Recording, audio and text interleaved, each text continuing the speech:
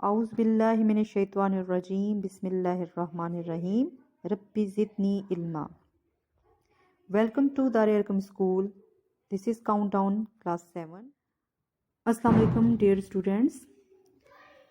Lesson number 3. Date 30/3/21.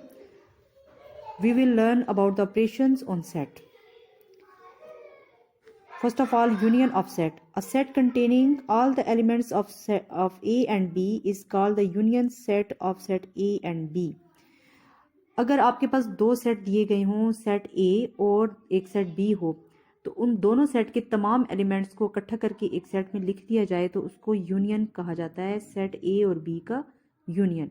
For example, आपके पास एक सेट है A is equal 1 3 5 7 9, these are odd numbers. Set B is equal 0 3 6 9, these are multiples of 3।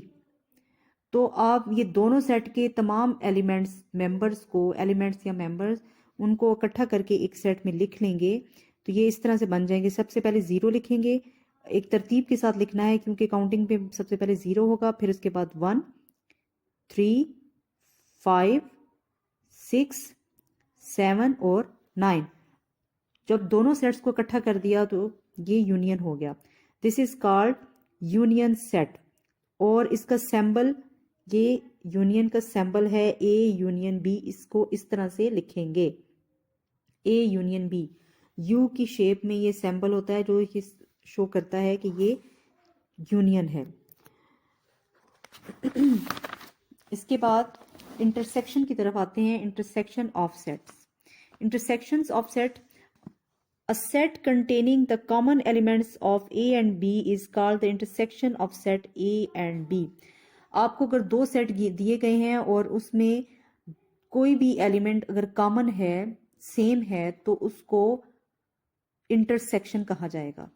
जैसे आपके पास अगर सेट A है, A is equal 1 3 5 7 9, B is equal 0 3 6 9।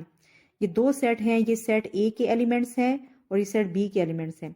तो इसमें से दोनों में से कॉमन कौन से हैं? 3 is the common and 9 is common. इसमें से 3 दोनों सेट में है, 9 भी दोनों सेट में मौजूद है, तो ये इसका इंटरसेक्शन है। और इंटरसेक्शन का साइन होता है U की शेप में, जैसे उल्टा कर दिया जाए या N की तरह से, ये इंटरसेक्शन का सिंबल है। तो आप इसको इस तरह से लिखेंगे, A intersection B। Okay students, अब मैं आपको बताती हूँ कि डिसजॉइंट सेट क्या है। Non-empty sets that have no member in common are called disjoint set। अगर आपके पास दो सेट्स हैं और उसमें कोई भी एलिमेंट सेम नहीं है तो उनको डिसजॉइंट सेट कहा जाता है। सेट A है, फॉर एग्जांपल आप सेट A लेते हैं 1 3 5 एंड 7, जबकि सेट B है 2 4 एंड 6।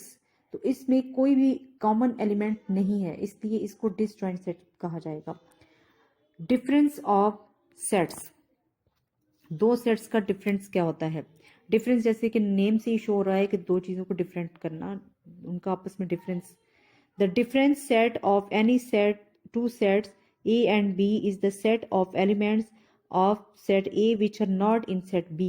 जैसे कि नेम से शो हो रहा है डिफरेंस, तो सेट A के एलिमेंट्स अगर सेट B में मौजूद नहीं है तो हम इसको कहेंगे the difference of set A and B, कि सेट A और B से डिफरेंस है। तो आप इसको इस तरह से लिखेंगे। इसकी एग्जांपल देखें। सबसे पहले A is equal 0, A is equal 0 1 2 3, B is equal 2 and 3। ये दो सेट हैं। A is equal 0 1 2 3, B is equal 2 and 3।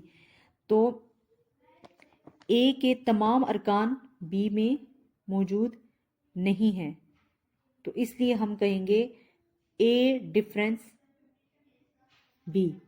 और इसको फाइंड कैसे करेंगे? किस तरह से आपने A और B का डिफरेंस फाइंड करना है कि A के जो अरकान, जो एलिमेंट्स B में मौजूद नहीं है, इनको आप लिखेंगे।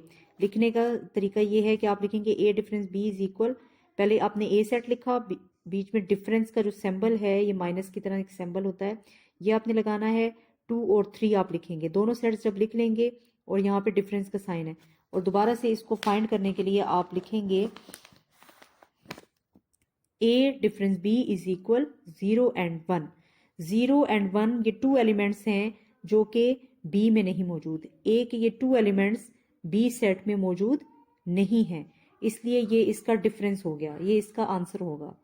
A डिफरेंस B इस तरह से हमने फाइंड करना है।